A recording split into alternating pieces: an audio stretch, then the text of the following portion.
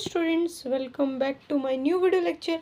आज हम पढ़ने वाले हैं आपका जो चैप्टर था फैक्टराइजेशन में, उसमें 12.2। सो जल्दी से इसका थर्ड क्वेश्चन स्टार्ट करते हैं। फटाफट से हमने सेकंड क्वेश्चन तक कर लिया था, थर्ड पार्ट हमने नहीं कर पाए थे हम। ठीक है, तो चलिए स्टार्ट करते हैं। थर्ड जो फर्स्ट पार्ट है थर्ड क्वेश्चन का, ठीक है, वो है a x square plus b x. तो ये आपका क्वेश्चन है ना। अब मैं क्वेश्चन नहीं लिखूंगा, क्वेश्चन आप बुक से देखना। ठीक है, दोनों में क्या कॉमन है? दोनों में एक्स कॉमन है। फिर यहाँ से एक्स हट गया तो क्या बचा? ए एक्स बचा है ना, एक एक्स हट गया, फिर आ गया प्लस, फिर आ गया बी। तो यही आंसर हो जाएगा। क्या हो जाएगा? यही आपका आंसर हो जाएगा। क्या ये विजिबल है?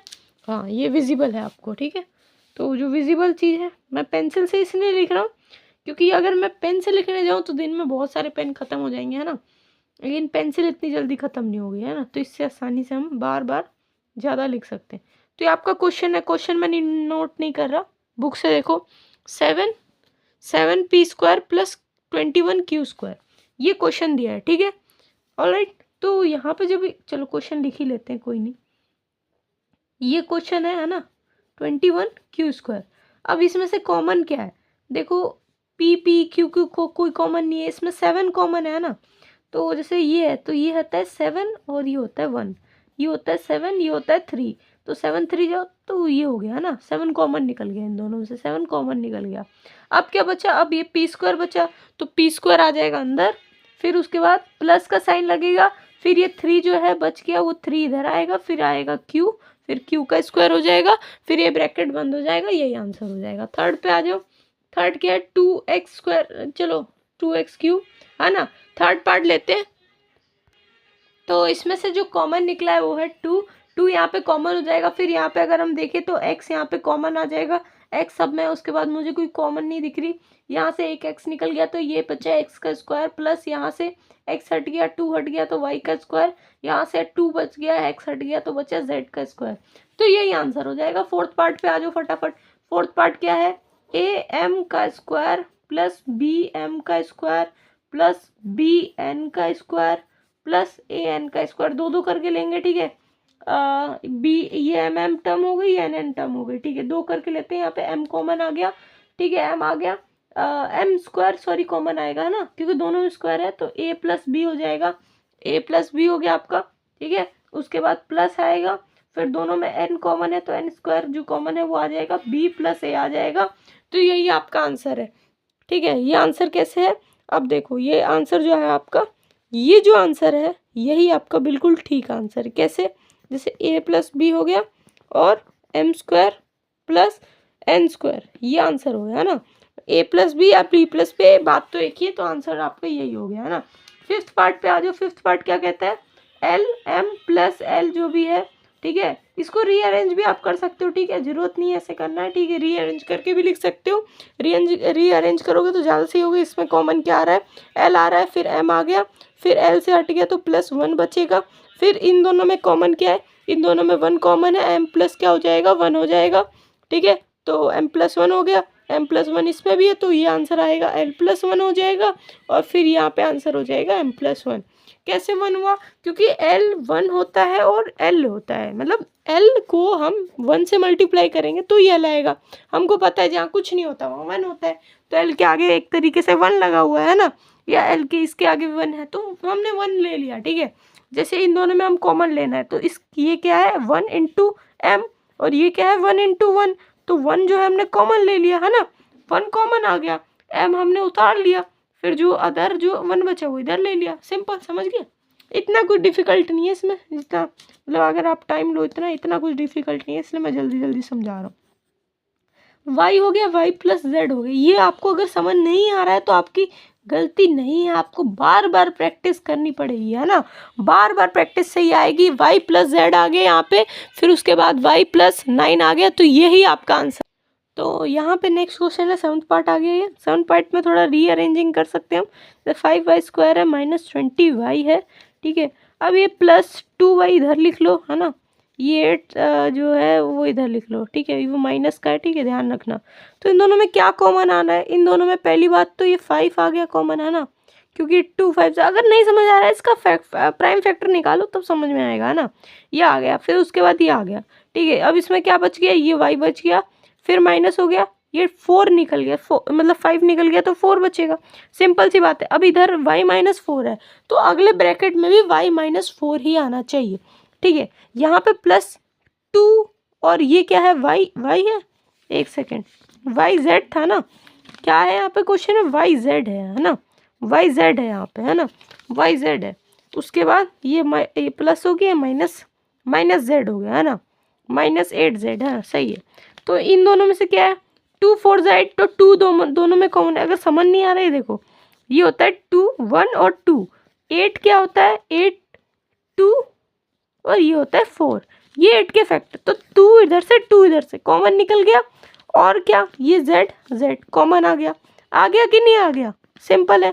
ये y बच गया, माइनस करोगे, ठीक है। अब क्या बचा, 4 बच गया ना इधर से, तो 4 लिख दोगे, सिंपल, 4 आ गया। अब क्या करोगे, अब लिखोगे y माइनस 4। अब तो इसके आगे तो पता है, बिल्कुल सिंपल प्रोसेस है। फिर उसके बाद 2z हो गया, बस यही आंसर है, यही आंसर है। चाहे इसको अगर रीअरेंज नहीं भी करते हो तो भी आंसर सेम ही आएगा, लेकिन माइनस के साइन का ध्यान रखना कि कहाँ पुट करना है और कहाँ नहीं, ठीक है। यहाँ पे गलती हो जाती है, इसलिए रीअरेंज कर लो, सबसे अच्छा है, ठीक है। 10ab आ गया, 10ab plus 4a plus 5b plus 2। इसमें क्या रीअरेंज करें हम, क्या रीअरेंज करें, इसको रीअरेंज करने की जरूरत है अभी नहीं है, चलो छोड़ो। अब इसमें क्या करते हैं, इसमें पहले तो हम इन दो के पेयर ले लेते हैं, ऐसे लगाना नहीं, चलो ऐसे ही ले लेते हैं हम। ये होता है 2 और ये होता है 2, 2 2 4 होता है, और ये होता है 2 5 जा। तो कॉमन क्या दिख रहा है हमें दिख रहा है कॉमन 2। हम दोनों को हमें क्या दिख रहा है, a कॉमन दिख रहा है ना, इन दोनों में a कॉमन दिख रहा है। फिर ये 2 हटा लिया, 2 हटा लिया, यहाँ पे बचा 5, और क्या बचा b प्लस 4, इसमें बचा 2, उसके बाद a हटा लिया, कुछ नहीं बचा, ठीक है। प्लस करोगे, इन दोनों में कॉमन क्या दिख रहा है भाई, कुछ कॉमन नहीं, जहाँ कुछ कॉमन नहीं वहाँ पे 1 कॉमन होता है, सही बोला कि नहीं बोला, 5b प्लस 2, सिंपल, कुछ कॉमन नहीं है तो 1 कॉमन हो। अब देखो इन दोनों ब्रैकेट का आंसर सेम आ रहा है, इसका मतलब आपका आंसर सही है, इन दोनों ब्रैकेट का आंसर गलत आ रहा है, इसका मतलब आपका आंसर गलत है।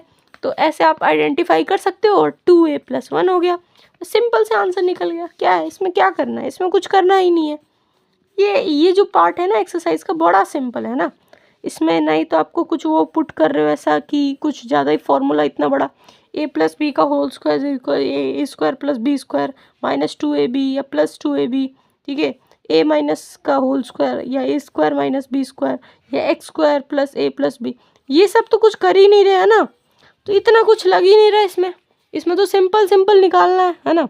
अब कॉमन देखो, ये हो गया, इसको ले लेते हैं, इसको शायद रीअरेंज भी हम कर सकते हैं ना, रीअरेंज करोगे तो थोड़ा सा, है ना, निकलेगा, क्योंकि ये जो ये टर्म है ना, इसके साथ मुझे लग रही है थोड़ी आनी चाहिए, है ना, क्योंकि ये देखो ये 4y हो गया, माइनस 9x ले लो। अगर वैसे भी करते हो तो भी सही आएगा भाई, ये चिंता मत किया करो कि आंसर गलत होगा, ट्राई करो ना, मैथ में ट्राई करो, ये मत सोचो मैथ को, हाँ ये माइनस है, ठीक है। इन दोनों में से क्या कॉमन आएगा, 4, इसको ओरली करते हैं, 2 2 जा 4 होता है, 2 3 जा 6 होता है, 2 कॉमन आ जाएगा, और क्या कॉमन आएगा, y कॉमन आ जाएगा, यहाँ पे 3 बच गया, 2 3 जा 6 होता है, फिर x आ जाएगा, माइनस आ जाएगा, 2 2 जा 4 2 आ जाएगा, है ना। फिर इन दोनों में क्या कॉमन है, कुछ कॉमन नहीं है, कुछ कॉमन है, कुछ कॉमन दिख रहा है, नहीं कुछ कॉमन, यहाँ पे कुछ भी कॉमन दिख रहा है, नहीं दिख रहा भाई, हमें तो कुछ कॉमन नहीं दिख रहा, है ना, कुछ भी कॉमन नहीं दिख रहा। और यहाँ पे जब कुछ भी कॉमन नहीं है हमारे पास, नहीं, हम देखो ये देख सकते हैं 3 है, 3 मतलब 3 के टेबल में दोनों आ रहे हैं ना, तो 3 वैसे कॉमन हो सकता है, तो 2 ये 2 3 या 6 होता है, और 2 नहीं 3 × 3 9 होता है ना, ये सही है। तो 3 आ गया और 3 आ गया, तो 3 तो कॉमन निकल रहा है ना, अगर कुछ कॉमन नहीं होता तो 1 ले लेते, लेकिन 3 कॉमन निकल रहा है, ध्यान रखना, ठीक है। अब क्या बचा, ये 3 बच गया, तो ये 3 इधर आ गया, ठीक है, x आ गया, है ना, x का साइन, ये +6 है, ठीक है, तो +6 है, लेकिन यहाँ पे तो माइनस है, और ब्रैकेट के बाहर हमने क्या लिया है, ब्रैकेट के बाहर माइनस का साइन लिया है, तो ये जो है ये यहाँ पे अभी ब्रैकेट के बाहर माइनस है तो यहाँ पे प्लस क्या आ जाएगा, 2 बचा, 2 आ जाएगा, प्लस आया, कोई दिक्कत नहीं, नेक्स्ट स्टेप में सब कुछ सॉल्व होगा। ब्रैकेट है, ब्रैकेट आपका जैसे ही मतलब ये 3 हटेगा तो क्या होगा, 3x माइनस 2 हो जाएगा और 2y माइनस 3। क्या ये सही है, क्या ये सही है, बिल्कुल है ना, सही है ना। तो हमारे आंसर निकल गया। अगर हम बुक के पीछे भी एक बार चेक करें, है ना, तो ये 9th क्वेश्चन हमने डन किया, यहाँ से हमारी एक्सरसाइज पूरी हुई, है ना। कौन सी है, 12.2 का कौन सा क्वेश्चन कर रहे हैं हम, कौन सा, थर्ड क्वेश्चन में कौन सा पार्ट, 9th पार्ट। तो 3x minus 2 2y minus 3 check कर लो, 3x माइनस 2 2y माइनस 3, ठीक है, 2y है ना, ये रहा, ठीक है, सेम है आंसर, बिल्कुल सेम है, मतलब आंसर हमारा पूरा सही है, हमने स्टेप्स भी सारे सही किए। तो इसी तरह हमारा ये क्वेश्चन हुआ सॉल्व। मिलता है नेक्स्ट वीडियो में, लेक्चर में, जिसमें हम पढ़ेंगे, सॉल्व करने वाले हैं ये 4th पार्ट और 5th पार्ट। तब तक के लिए bye bye, keep learning, keep going to the peak of mountain, bye bye.